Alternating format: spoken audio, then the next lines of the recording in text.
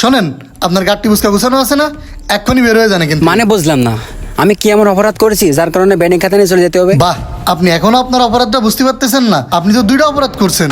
প্রথম অপরাধ করছেন আপনি সভাপতিরা রেখে কিভাবে আপনি নামাজ পড়াইছেন মুসল্লিদেরকে, আর দ্বিতীয় অপরাধ তো আপনি আরো ভয়াবহ করছেন। কি ভয়াবহ অপরাধ করেছি বলেন তো? কি অপরাধ? ওই পোলাপান আসতেছে, আসুক, আসলি বুঝবেন। আপনি বলবেন তো কি সমস্যা? সভাপতি ভাই, আপনি এখন এই হুজুরের তাড়াননি? কি হলো? তোমরা সভাপতি সাহেবের সাথে কি বলিস? যেইটা সত্য সেইটাই তো কইছি।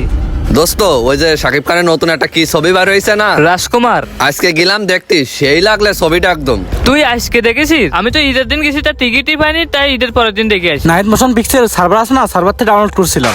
তুই শালালের বাট পাত, তুই তো ডাউনলোড করবি কারণ তোর টাকা পয়সার অভাব, তুই তো টাকা পয়সা থাকে না, এই জন্যই তো ডাউনলোড করবি। কি অবস্থা? যুব সমাজ কি নিয়ে আলোচনা ও হচ্ছে? হুজুর, ওই শাকিব খানের নতুন একটা ছবি বেরোইছে, তা ওটা নিয়ে একটু আলোচনা করতেছিলাম। হুজুর, শাকিব খান আমাদের খুব প্রিয় নায়ক, তার কোনো ছবি বেরোলে আমরা